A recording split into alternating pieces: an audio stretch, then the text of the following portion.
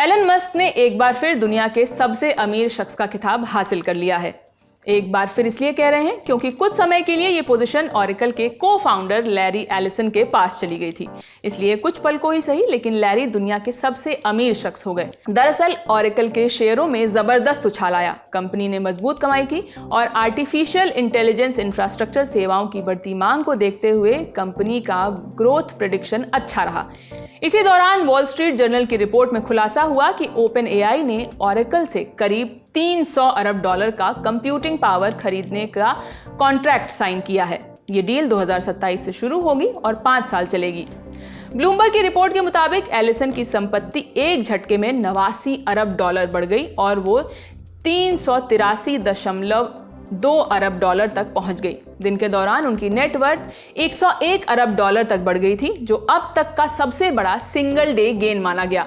Oracle के share intraday trading में 43% तक उछले और दिन के अंत में 36% ऊपर बंद हुए। ये 1992 के बाद कंपनी का सबसे बड़ा वन डे जंप था। इस शानदार परफॉर्मेंस से ओरेकल का मार्केट वैल्यू लगभग 244 अरब डॉलर की बढ़त के चलते 922 अरब डॉलर तक पहुंच गया। इससे कंपनी S&P 500 इंडेक्स में टॉप 10 में पहुंच गई और एली लिली, वॉलमार्ट और JP मॉर्गन चेस जैसी दिग्गज कंपनियों को पीछे छोड़ दिया।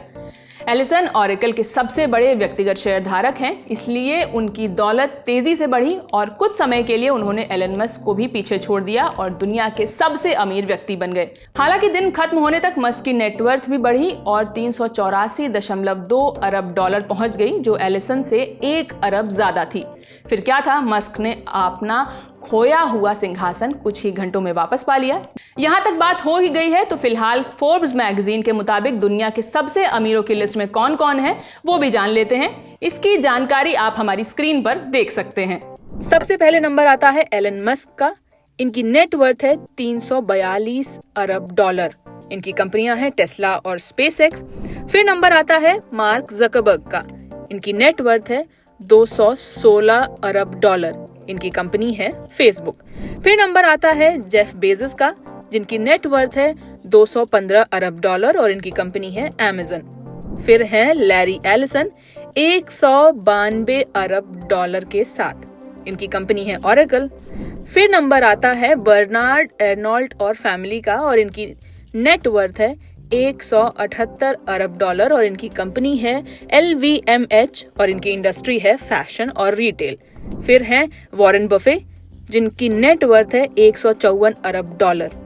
फिर है लैरी पेज 144 अरब डॉलर की नेटवर्थ के साथ और इनकी कंपनी है गूगल। फिर है सर्गेई ब्रिन 148 अरब डॉलर के साथ। फिर नंबर आता है अमेंसियो ओर्टेगा का, जिनकी नेटवर्थ है 124 अरब डॉलर और इनकी कंपनी है ज़ारा। फिर 10वें पायदान पे हैं स्टीव बामर 118 अरब डॉलर की नेटवर्थ के साथ और इनकी कंपनी है माइक्रोसॉफ्ट। भारत के Mukesh Ambani 92 billion dollar worth के साथ 18वें नंबर पर हैं। इसके अलावा अडानी इंडस्ट्रीज के गौतम अडानी 56 बिलियन के साथ 28वें नंबर पर हैं। एलन मस्क 2021 से ही अमीरों की लिस्ट में सबसे ऊपर बने हुए हैं। बीच बीच में LVMH के बर्नार्ड अर्नोल्ट और अमेज़न के जेफ बेजोस ने इन्हें पीछे छोड़ा था, लेकिन मस्क ने फिर से पहला स्थान पा लिया।